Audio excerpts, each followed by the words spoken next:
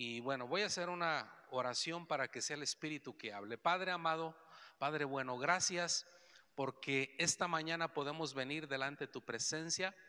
Pedimos, Señor, que tú mandes una enseñanza a nuestra vida, a nuestro corazón, y que cada uno de tus hijos, cada uno de los que hemos venido este día, Señor, podamos abrir nuestra mente, abrir nuestro espíritu, abrir nuestro corazón, nuestro entendimiento, para que tú puedas enseñarnos, puedas nutrirnos con las verdades de tu palabra en Cristo Jesús. Amén.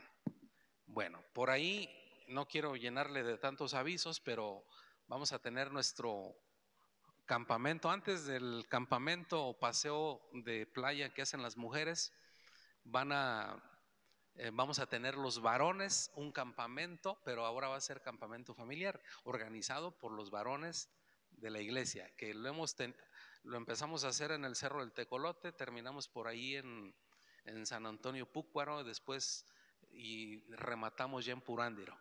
Últimamente ya lo estamos haciendo en Purándiro y va a ser familiar para toda la familia. Las fechas que hacemos, pues es la última vez, casi prácticamente fue para nosotros solos. Nada más había una familia de aquí de Zacapu y fue una bendición maravillosa. Ya quiero jugar, Francisco, el waterpolo. Bueno, sería divertido ver a las mujeres, ¿no? El waterpolo. Aquí hicimos una actividad de matrimonios, mujeres jugando hockey y los hombres. Espero que no me juzguen y no me condenen de sacrílego, porque aquí los matrimonios de la iglesia tuvimos un convivio el día que fue hamburguesas y jugaron, se la inventaron ellos, ¿eh? Yo nomás escuchaba que había una escandalera, una gritadera, y mujeres contra mujeres y luego hombres contra hombres. Bueno, terminaron como 4 escobas por ahí rotas, ¿va? Lo bueno que las rompieron son los que limpian aquí y también traen, sí, traen escobas y trapeadores para aliviar la conciencia, no sé. Bueno, no, yo sé que es para adorar a Dios. Y quiero que veamos, por favor, la página 38, y estábamos viendo lo que es que el líder debe tener entrega. Y nos habla aquí de el apóstol Pablo, nos da una enseñanza acerca de Juan Marcos. Pero vea, Pedro lo llamó a Juan Marcos, lo llamó su hijo en el Señor, y a principios del año 44 se menciona lo que es a Juan Marcos, y también en Hechos 12:25 a Jerusalén, y de Jerusalén a Antioquía. Y Juan Marcos fue un ayudante, un sirviente de lo que es el apóstol Pablo y de Bernabé, pero también fue un hijo espiritual del apóstol Pedro. Usted y yo tenemos el evangelio de Marcos, y Marcos pues no siempre fue un evangelista perseverante. Dice la escritura que cuando vino el primer viaje misionero de Pablo y Bernabé, Juan Marcos a los pocos meses desertó y regresó a Jerusalén. Iban a las misiones, pero él se regresa, él se va. Entonces sucede algo aquí. Vea la página 39. Tal vez, ¿por qué se regresó Juan Marcos? Tal vez estaba desanimado, perezoso, solitario, nostálgico. Y en el año 50 después de Cristo, 5 años después, Pablo todavía tiene un problema con la deserción de Juan Marcos, y dice que él los había abandonado, aunque no tenemos constancia de la rehabilitación de Juan o su restauración. Seguramente debió haber puesto en práctica los principios y sirvió a Bernabé.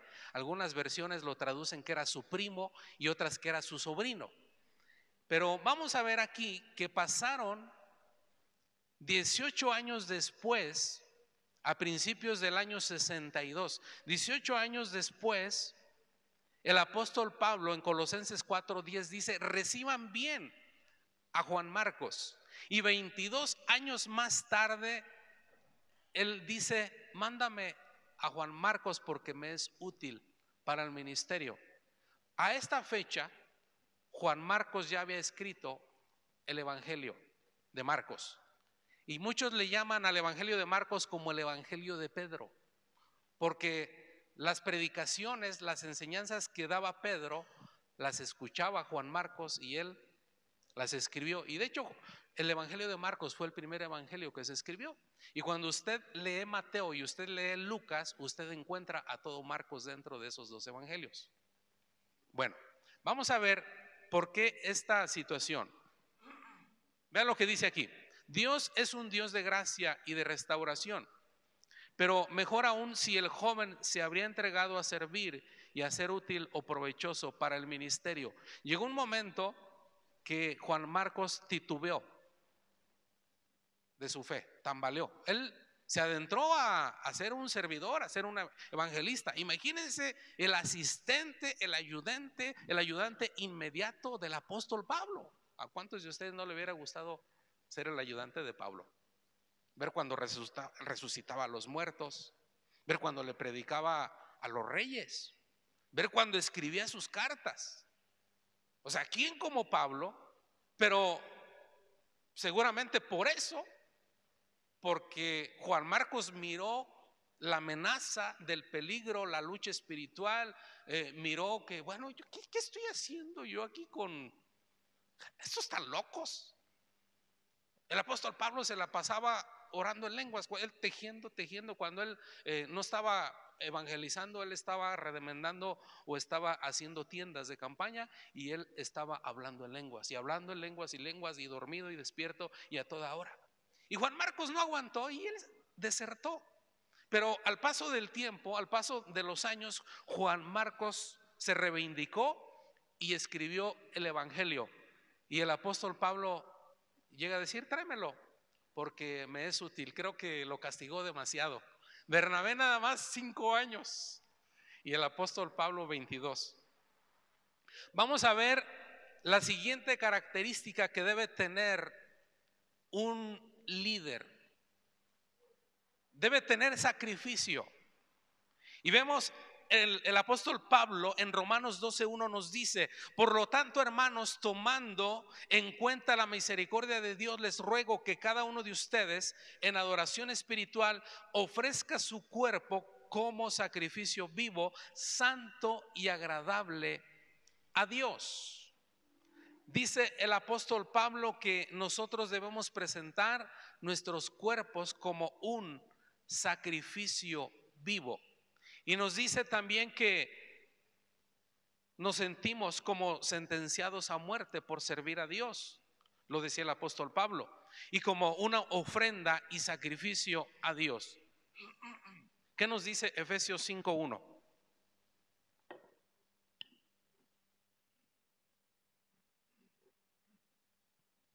Efesios 5:1 nos dice: por tanto, imiten a Dios como hijos muy amados y lleven una vida de amor, así como Cristo nos amó y se entregó por nosotros como ofrenda y sacrificio fragante para Dios. ¿Cuál fue la primera motivación de que Cristo fuera a la cruz? ¿Que usted y yo tuviéramos vida eterna? Claro que sí, murió por eso. Él llevó nuestro pecado en la cruz.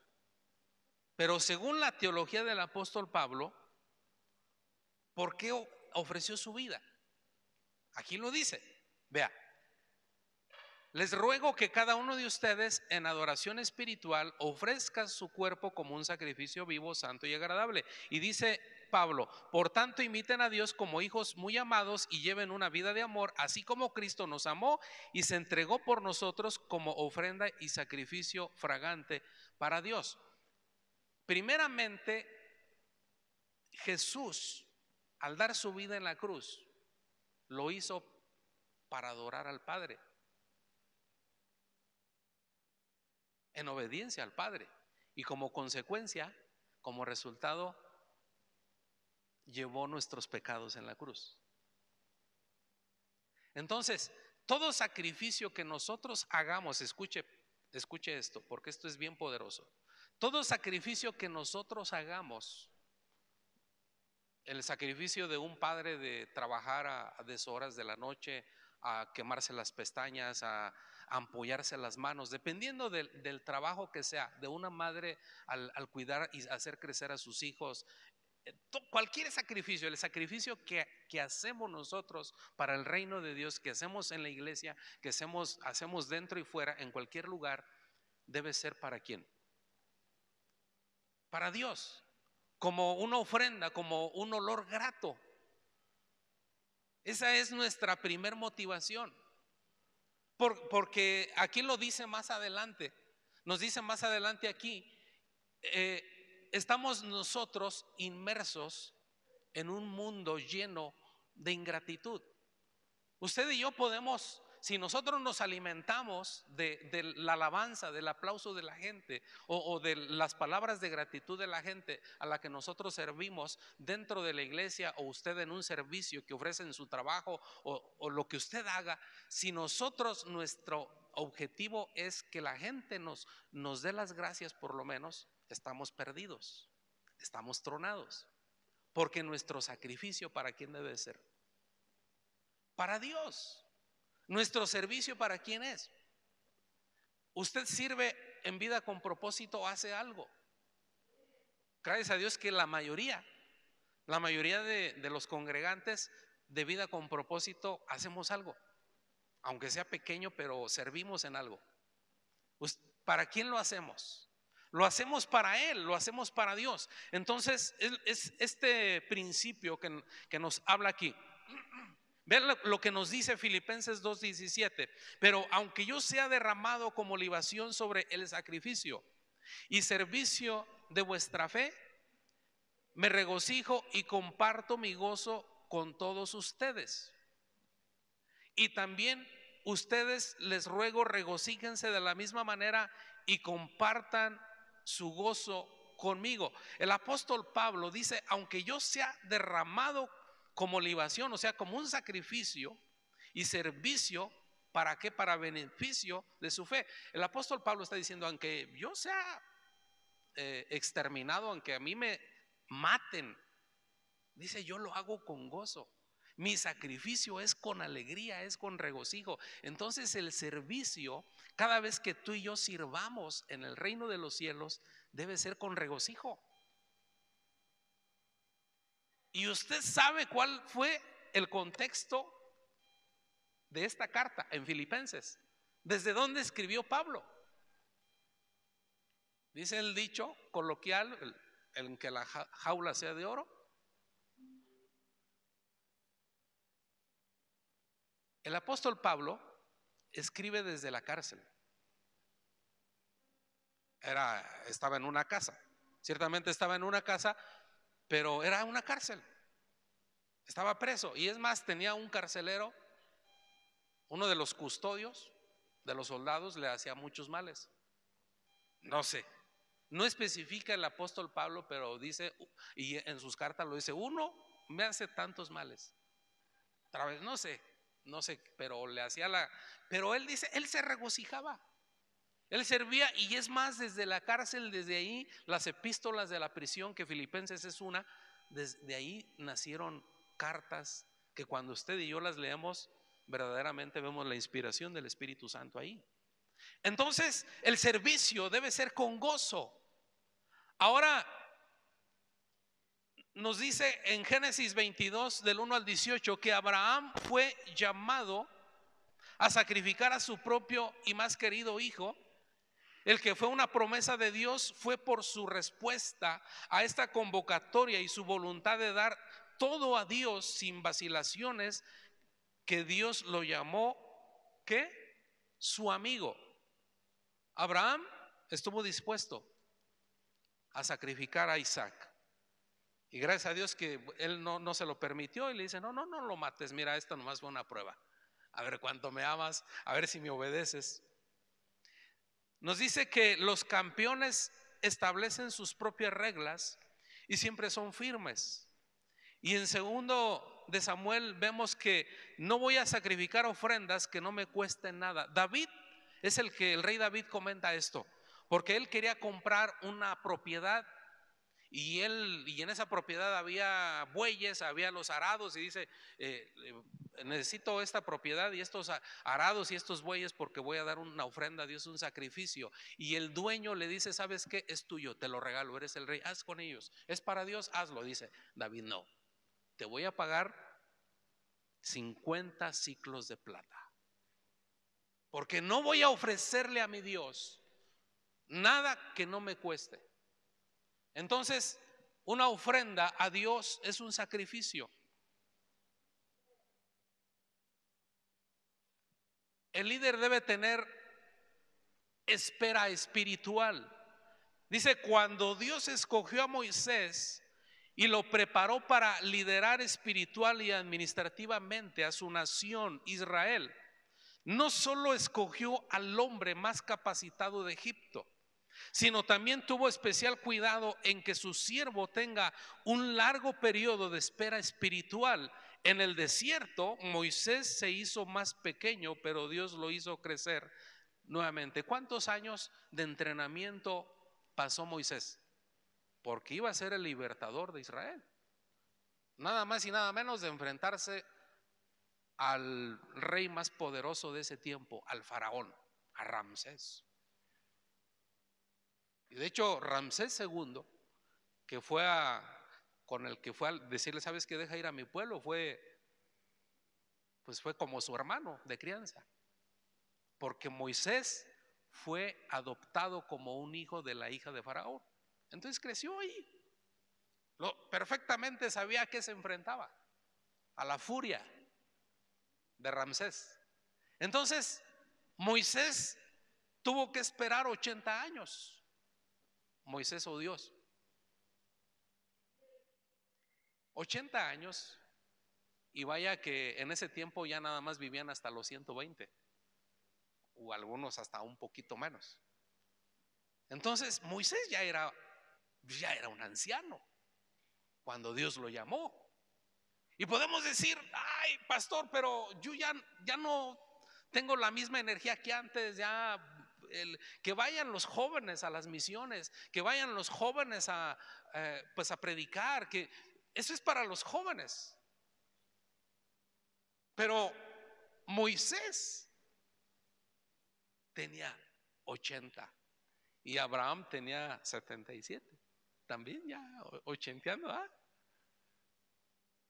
O sea, ya no eran los más jovencitos que digamos. Entonces, vamos a ver que hay un tiempo de espera, de preparación espiritual. Y vemos en la página 40, nos dice, David fue ungido por Samuel. Y le dijo Samuel, tú vas a ser el próximo rey de Israel. Aun cuando Saúl seguía siendo rey, aún así corría por su vida. Y vea que el rey David comenzó su reino a la edad de los 30 años, pero nada más de una fracción, no de todo el reino. Y tuvo que esperar mucho tiempo, porque había un tiempo de entrenamiento. Pablo vivió en Tarso por 5 años antes de que Bernabé lo llevara de vuelta a su ministerio en Antioquía. Si usted revisa los viajes misioneros del apóstol Pablo, cuando usted lee el libro de los Hechos, pareciera que de un capítulo a otro pareciera como que va corridito, ¿verdad? Pero a veces de un capítulo a otro saltan como 5 años y a veces hasta 10 años. Es un brinco de muchos años. Y pareciera que el apóstol Pablo, cuando Jesús le sale al encuentro y se queda ciego, y cuando Ananías lo discipula y se bautiza, y pareciera que el apóstol Pablo inmediatamente empezó a ser apóstol, pero no fue así. Hay un poquito ahí como de, no se ponen de acuerdo los teólogos. Algunos dicen que fueron 3 años que el apóstol Pablo se fue a Arabia, otros dicen que fue 14. ¿Y a qué se fue a Arabia? Al desierto. ¿A qué se fue Pablo? Hayan sido 3 años, o hayan sido 14 o 7 años, los que hayan sido. Pero el apóstol Pablo fue a reinventar la teología del Antiguo Testamento al Nuevo. a su experiencia que tuvo con Jesús. Entonces, y pasó mucho tiempo. Cuando el apóstol Pablo hizo su primer viaje misionero, el principal no era Pablo, era Bernabé. Bernabé era el principal apóstol. De hecho, algunos dicen que la carta de Hebreos fue escrita por Bernabé.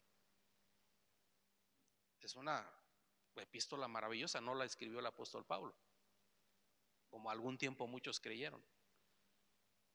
Y vamos que después de 5 años viene el otro viaje misionero y Bernabé va por el apóstol Pablo, vamos al siguiente, vamos a visitar otra vez, pero Bernabé llevaba a su primo Juan Marcos. Y Pablo dice, yo con ese sacatón, collón, desertor, cobarde o no sé qué haya sido, si él va, yo con él no lo llevo. Él ya nos abandonó, nos dejó. No especifica qué pasó, pero pues algo pasó. Algo pasó con Juan Marcos. No estaba listo. O sea, el ministerio tan fuerte y él mejor se fue. Pero después de 5 años, entonces no salieron de acuerdo y Bernabé viaja hacia un lado, se lleva a Juan Marcos y el apóstol Pablo se lleva a Silas y se va para otro lado. Entonces el líder pasa por un tiempo de entrenamiento. ¿Tú crees que todos estos años, si Dios te ha llevado, ¿cuántos de ustedes Dios los ha llevado en algún momento a otras ciudades, a vivir a otro lugar? ¿A cuántos de ustedes Dios los probó allá? ¿A cuántos de ustedes Dios los llevó a tal grado de morder el polvo? Que fuiste probado, que fuiste tentado. Y te digo, todo eso es un tiempo de entrenamiento. Cada día que nosotros vivimos, cada año que pasamos, nada que nos rodea o que nos sucede es casualidad. Todo es un entrenamiento, todo tiene un porqué, todo tiene un propósito. Entonces vamos a ver aquí, hay algo que no se puede aprender en los libros, en los campos de batalla o deportivos, en los laboratorios o en las salas de lectura. Hay un fuego que solo Dios deberá encender. Ahora también, una característica que vemos aquí de un líder es que debe tener mentalidad de siervo. Y bueno, antes de pasar aquí la mentalidad de siervo, yo tuve profesores ahí en el Instituto Bíblico que, ay Señor, decíamos, ¿por qué nos meten esas materias? Y había compañeros, digamos, yo fui como medianamente medianamente para el griego y el hebreo sí necesitas ser un erudito para meterte a la gramática hebrea porque es muy complicado. Y había unos de plano que decían, ¿sabe qué? No hay espacio, mejor yo me meto a otra especialidad porque yo de plano con esos idiomas no. Mejor eso hay que quitarlo. Y una vez un compañero dice, ¿para qué nos enseñan griego? Mejor que nos enseñen más del Espíritu Santo o que nos enseñen a ir a las misiones o de otra cosa. ¿Pero por qué griego? Si alguien ya se quemó las pestañas y ya hizo la traducción. Bueno, pues y ya nos dice, lo que pasa es que cuando tú aprendes a leer la Biblia en griego, es como si la leyeras como, ¿quién llegó a ver la televisión a blanco y negro? ¿Quién? Los demás, no se me hagan ya los jovencitos, los demás. Puede ser el pastor, ¿qué? Ese es de la era del dinosaurio. Pues cuando lees en griego, es como ver la televisión a colores. Y cuando la ves en cualquier versión o traducción, es a blanco y negro.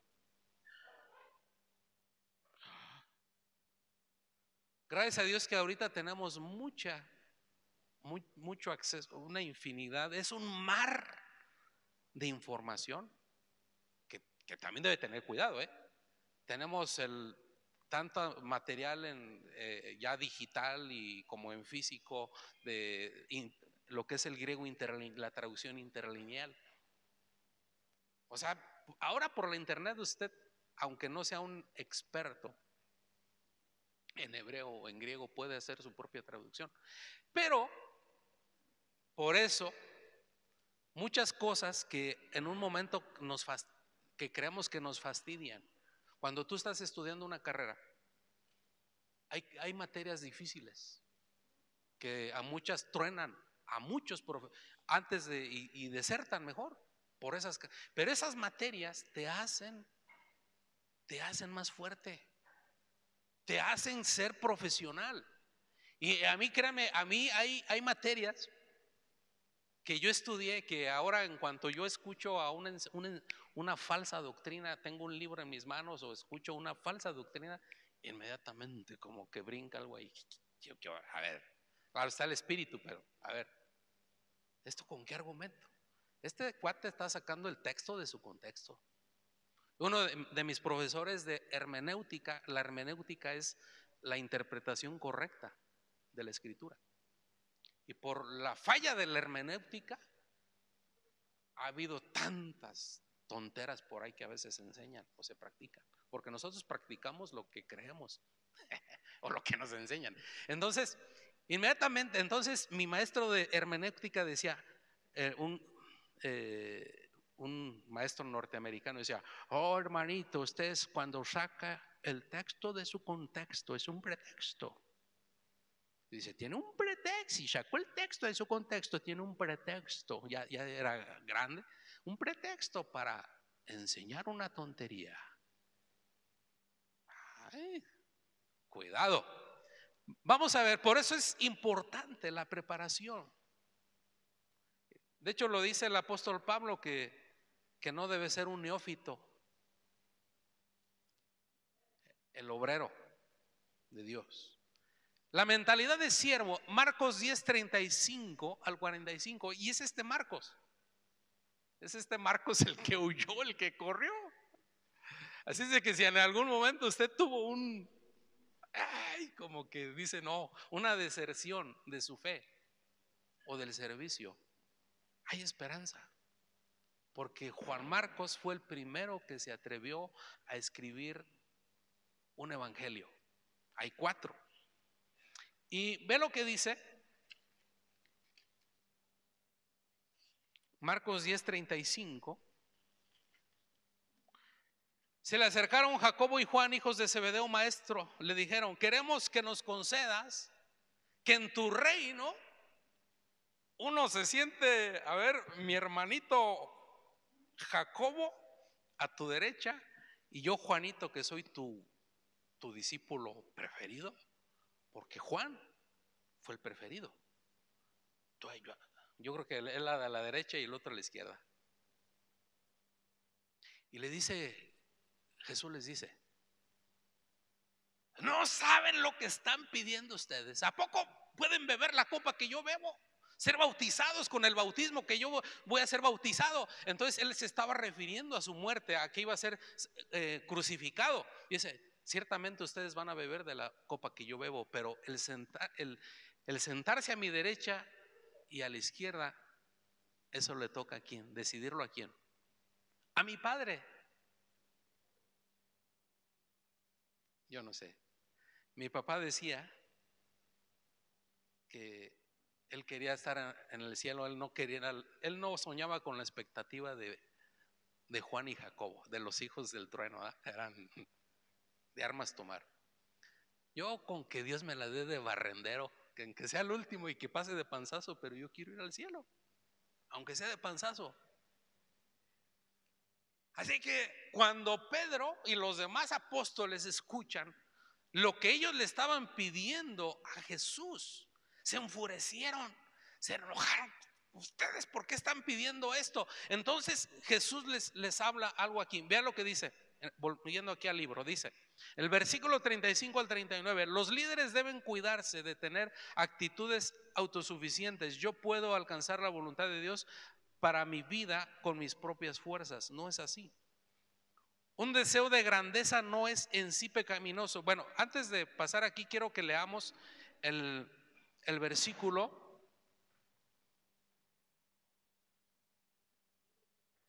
43. Pero entre ustedes no debe ser así, al contrario, el que quiera hacerse grande entre ustedes deberá ser su servidor. Y el que quiera ser el primero deberá ser esclavo de todos. ¿Quién quiere ser el primero en el reino de los cielos? Debe ser esclavo de todos. Porque ni aun el Hijo del Hombre vino para ser servido, sino vino ¿para qué? Para servir y para dar su vida en rescate por muchos.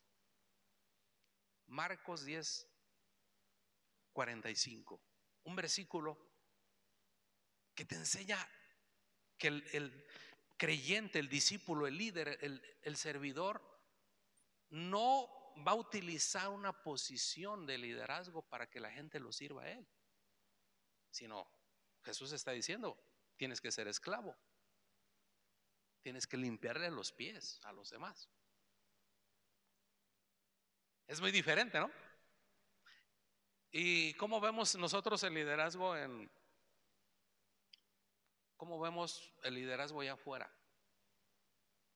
¿Cuántas veces vemos esas películas de los cuentos de hadas, ¿no? Y que baja la princesa o y le ponen hasta el caminito de la alfombra y les van poniendo, ¿no? Para que pase su majestad. Y le abren la puerta y le bajan. Todo el mundo hemos visto ese tipo de películas. Pero en el reino de los cielos, el que tiene la posición de autoridad es el que le lava los pies a los discípulos. Así lo hizo Jesús. Vamos a ver lo que nos habla aquí en la mentalidad de siervo. Entonces también la vemos en Segundo de Reyes. Un deseo de grandeza no es en sí pecaminoso, es la motivación que determina el carácter. Y vemos en Segundo de Reyes 2, Eliseo pidió y se le dio una doble porción. Cuando el profeta Elías le dice a Eliseo, ¿sabes qué? Quédate aquí porque voy a ir a Betel, o tú espérame aquí. Y Eliseo dice, no, vive el Señor que yo no te voy a dejar. Y le decía a Elías, quédate aquí porque voy a ir a tal lado. Y no, yo no te voy a dejar. Y llegan y se encuentran unos profetas y le dicen a Eliseo, ¿sabes que hoy el Señor Dios te va a quitar a Elías, lo va a apartar de ti? Y dice, sí, yo sé. Eliseo ya sabía. Por eso dice, yo no te voy a dejar. Y le dice a Elías, ¿qué quieres que yo te haga contigo? Dime algo. Porque ya lo había observado Eliseo hacer los milagros a Elías, resucitar los muertos, lo que es la sequía, lo que es que mandara lluvia. Y abría las aguas del Jordán, nomás con su capa tocaba las aguas del Jordán y se abrían y pasaba en seco. Entonces le dice, yo quiero una doble porción de tu espíritu. Y le dice Elías, pues has pedido una cosa difícil, pero sí va a pasar, pero con una condición. Solo que cuando yo me vaya, tú me veas partir. No, pues yo creo que andaba como de esos perritos. ¿Cuáles son los perros, la raza de perro que cuando avientan la mordida y pues ahí se queda trabado? ¿Eh? ¿Cuál es el pitbull o son razas que se les traba la quija? Pues así andaba, como un perrito pitbull ahí, agarrado, aferrado de Elías, ahora hasta agarrado del manto. Pero vemos a un Eliseo que no solamente vemos el registro de los milagros de Elías, que fueron, algunos observan 7 milagros que hizo Elías, y Eliseo hizo 14 milagros, por eso tuvo la doble unción. Es más, hasta ya de muerto, como había en vida, hizo 13 y le faltaba uno. ¿Ha leído la historia? Estaba la historia de, pues iban a sepultar, llevaban un muertito, ¿no? Y vienen los enemigos, llevan al muertito, ay, miren, nos van a matar. Y avientan al muertito. Y dice, ¡ah! Avientan al muertito. Entonces, y empiezan a correr, porque vienen los enemigos. Pero resulta que pues ahí van corriendo. Y resulta que cuando el muertito toca los huesos de Eliseo, resucita. Imagínense primero el susto de que vienen los enemigos y a la carrera lo avientan y ahí van corriendo. ¡Ah! Y luego voltean y ven al muertito corriendo atrás de ellos. ¡Ah!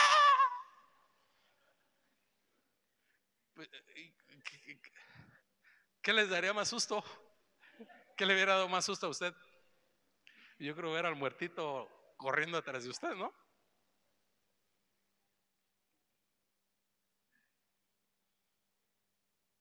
La actitud del discípulo mostró una ambición egoísta, pero Jesús quería que ellos buscaran servir, no que busquen beneficios o placeres personales.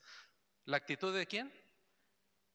Del discípulo, el discípulo amado.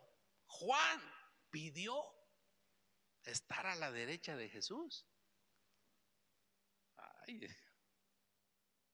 o sea, como que andaban muy desubicados al principio los discípulos, ¿no? Alguien alguna vez le preguntó al doctor Albert Schweitzer si había encontrado felicidad en África. Su respuesta fue: encontré un lugar para servir, eso es felicidad suficiente para cualquiera.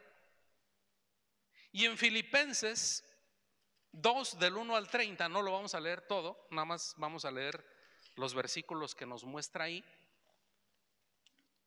Y nos dice que la motivación de un líder debe ser un deseo cristocéntrico para ayudar a otros y no una ambición egoísta. Los líderes exitosos son siervos exitosos. Los que son llamados a ser líderes no son llamados a ser diferentes ni por encima de las demás personas. Aunque el servicio a otros pueda ser un drenaje, el éxito de un líder está determinado por el progreso de los que él mismo sirve. En mi esfuerzo por alcanzar lo más alto, Osvaldo Chamber, ¿sí es Osvaldo en español? Osvaldo escribió lo siguiente: de acuerdo a Jesucristo, él, un líder, es llamado a ser un felpudo para otros, o sea, un trapo para limpiar. Un líder, vea, un líder está llamado a ser un felpudo, algunos traducen la felpa como un tapete para limpiar los pies o un trapo para limpiar las cosas sucias. Está llamado para limpiar, ser felpudo para otros, llamado a ser un líder espiritual, pero nunca su superior. Pablo dijo: yo sé servir humildemente. La idea del servicio de Pablo era de derramar su vida hasta la última gota por otros, pero la mayor motivación detrás del servicio de Pablo no era amor por otros, sino amor, lo que dije al principio, amor ¿por quién? Por su Dios. Si nuestra devoción es por la causa de la humanidad, no será cuestión de mucho tiempo hasta que seamos derrotados y quebrantados de corazón, ya que estaremos muy a menudo confrontados con una gran medida de ingratitud de otras personas. Mas si somos motivados por el amor de Dios, ningún montón de ingratitud podrá detenernos de poder servir a los demás. La motivación, vea aquí, de servicio que tenía el apóstol Pablo, de sacrificio, de entrega, era el amor a Dios. Antes de él, claro, Pablo amaba al prójimo, pero él servía porque él obedecía a Dios, porque él amaba a Dios. Entonces, Cristo, el Hijo de Dios, ¿por qué dio su vida? Porque primeramente nos amó a nosotros o primeramente amó a Dios. Porque amó a Dios, obedeció a Dios. ¿A quién iré? Allá en el cielo se escucha una voz, un diálogo. ¿Quién irá? ¿Quién salvará a la humanidad? Para que no vayan a la condenación eterna, a la muerte segunda, al infierno, al lago de fuego. Y el Hijo obedece. De hecho, la noche antes de ser apresado, Jesús le pidió a su papá si había otro camino. Si es posible, yo no quiero beber esta copa. Pero era la única manera.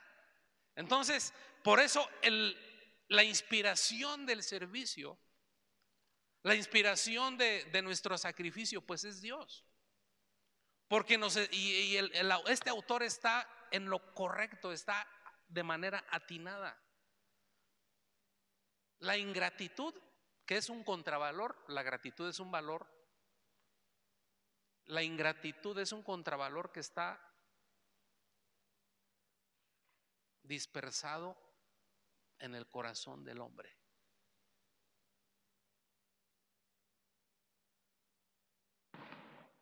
Hasta empezando por nosotros. ¿Cuánto le dieron gracias a Dios hoy? Porque respira, porque vive, porque tienes unos zapatos que ponerte, porque tienes calcetines, porque tienes comida, porque tienes alimento, porque tienes un techo, porque tienes un auto, porque tienes una esposa, porque tienes hijos, porque tienes una iglesia donde poder venir a adorar, porque tienes una familia, vida con propósito. ¿Cuántos de ustedes? Y así, o sea, ¿cuántos de nosotros le damos gracias a la esposa? ¿Cuánto le damos gracias al marido? ¿Cuántos hijos le dan gracias a los papás? ¿Cuántos alumnos le dan gracias a los maestros? Eso de ver, ¿no? Que me cuide, que me mantenga, eso de ver, para eso le paga el gobierno, para que nos dé clase. La ingratitud es un contravalor que está en el corazón del ser humano. Y aunque Dios mismo, que nos bendice y nos ama y nos da tanto a manos llenas, o mucha gente que es buena con nosotros, se nos olvida, a lo mejor a veces sí lo notamos, pero se nos olvida ser agradecidos. Por eso un líder, un siervo, no se va a alimentar de la gratitud de los otros.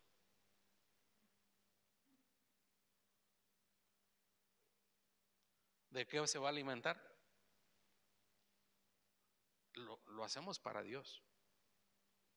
Un líder debe tener un genuino interés en las vidas de aquellos que él sirve. Un siervo genuino y verdadero está dispuesto a arriesgar su vida con tal de cumplir su misión. Y aquí vemos en estos versículos que el apóstol Pablo habla de Epafrodito, allí en Filipenses capítulo 2. ¿Cuántos estuvieron aquí en el discipulado en la carta se acuerdan? Hace como un año, no sé cuánto di aquí la carta yo a los filipenses. Y vimos versículo por versículo, palabra por palabra de esta carta. Y Epafrodito fue uno de los colaboradores temporales que tuvo el apóstol Pablo.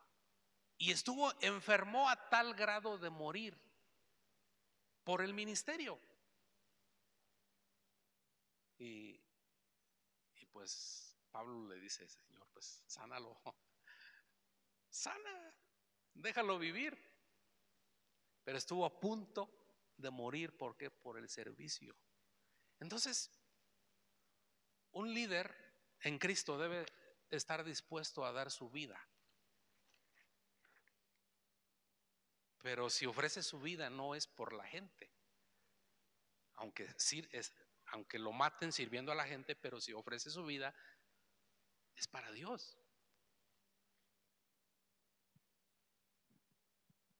Bueno, ¿cuántos aprendieron algo hoy? Es muy extenso, y omití, no leí todos los versículos porque sería muy largo, muy exhaustivo. Póngase de pie, por favor. Queremos ser líderes, queremos ser siervos. Con estos principios, con sacrificio, con entrega. Juan Marcos, vimos un poquito de Juan Marcos, que al principio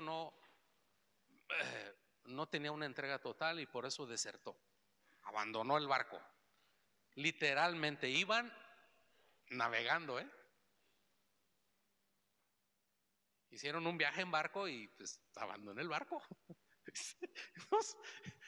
Yo creo que escuchaba de los naufragios, no sé, algo, pero abandonó el barco, pero después regresó. Hubo un Bernabé que, no sé si por ser su primo o sobrino, pero fue Dios que usó a Bernabé para que Juan Marcos regresara otra vez.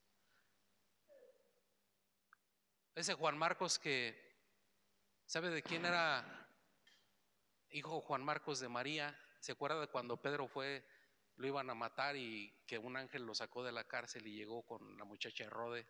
Pues era la casa de Juan Marcos, ahí en Jerusalén. O sea, no era un neófito, no era un ignorante del poder de Dios, estaba rodeado de familiares cristianos, de mismo Pedro. Por eso, no importa que quizá en algún momento, una parte de nuestra vida, seamos un Juan Marcos,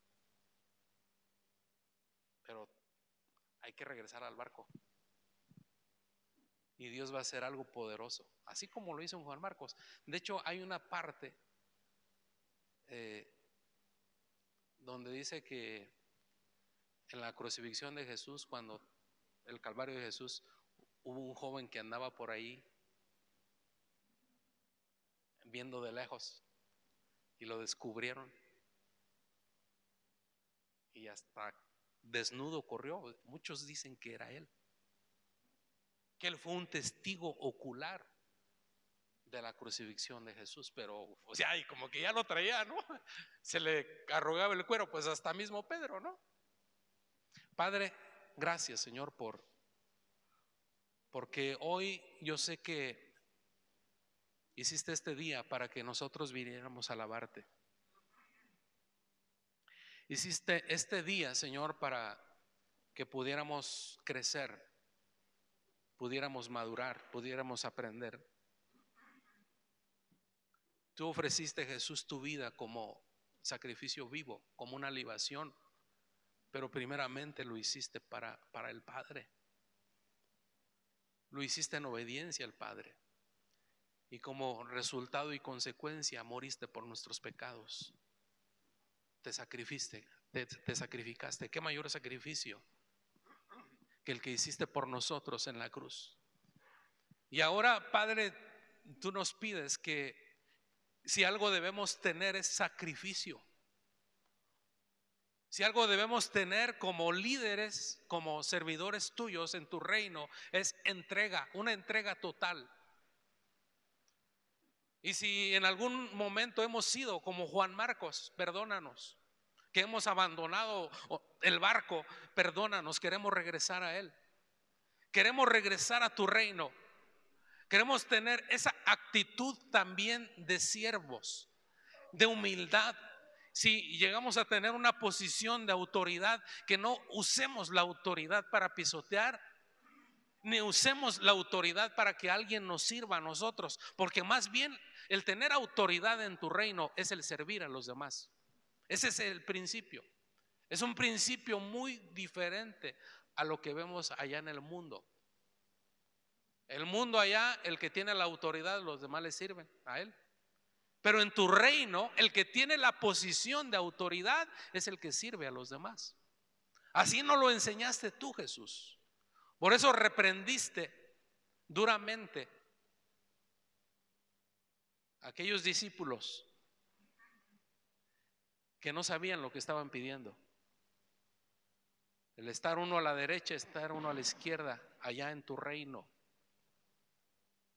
Pero esa posición tú la vas a dar, la vas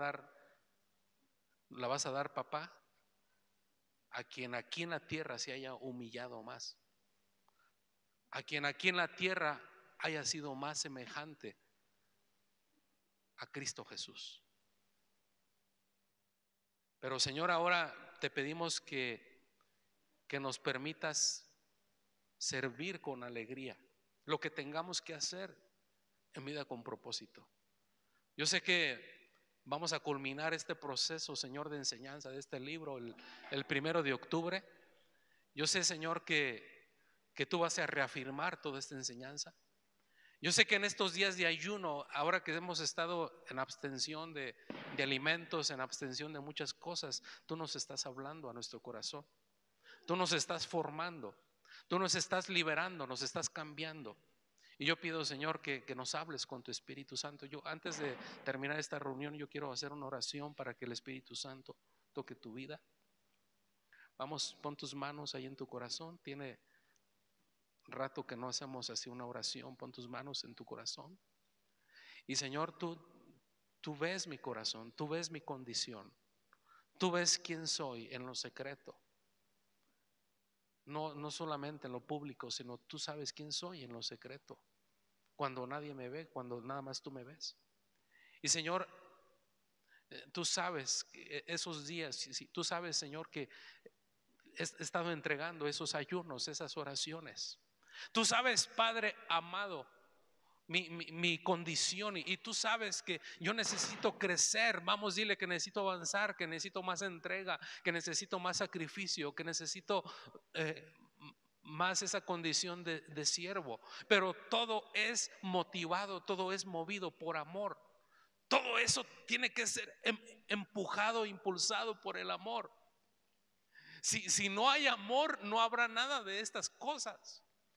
Todo eso es por amor. Así Pablo, él sirvió con gozo, con alegría, aún en naufragio, aún en cárceles, aún en hambre, aún en críticas, aún en rechazo, aún en muchas situaciones, en muchas peripecias. Él sirvió con alegría. Y ahora, Padre Santo, permite que nosotros sirvamos con alegría. Permite, Señor, que nosotros podamos tener una entrega total. Permite, Señor, que podamos tener un sacrificio, porque cada sacrificio que hacemos del corazón es como una ofrenda. Es como una ofrenda para ti, Padre. Como olor fragante, recíbela.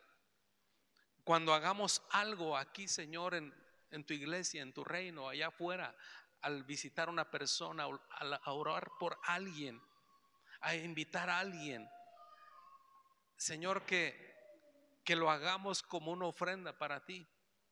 Que esa sea nuestra motivación. Ahora, Padre, los que se anotaron en el ministerio de la oración, de estar aquí cada viernes a las 7 de la noche y estar ahí, doblar sus rodillas en su casa, Señor, para estar en oración e intercesión, que lo hagamos como una ofrenda. Esa es una ofrenda, Padre, que podamos sumarnos más en el nombre de Jesús. En el nombre de Jesús te damos gracias. Yo pido, Señor, que llenes con tu Espíritu Santo. Llena con tu Espíritu Santo el corazón de tus hijos. Llena con tu Espíritu Santo la mente de tus hijos. Llena con tu Espíritu Santo, Señor, y fortaléceles a aquellos, Padre, aquellos que estamos en ayuno. Tú eres el que nos fortaleces. Tú eres el que nos liberas. Tú eres el que nos cambias. Y, Señor, se rompen muchas cosas. Se están rompiendo muchas cosas en esta temporada de ayuno. Oh, Señor, gracias, porque mandas tu bendición, mandas tu gracia, mandas tu mover fresco. Sí, papá. Gracias, Señor. Gracias, Jesús. Gracias, te exaltamos, te damos gracias por tu bendición. Mire, antes de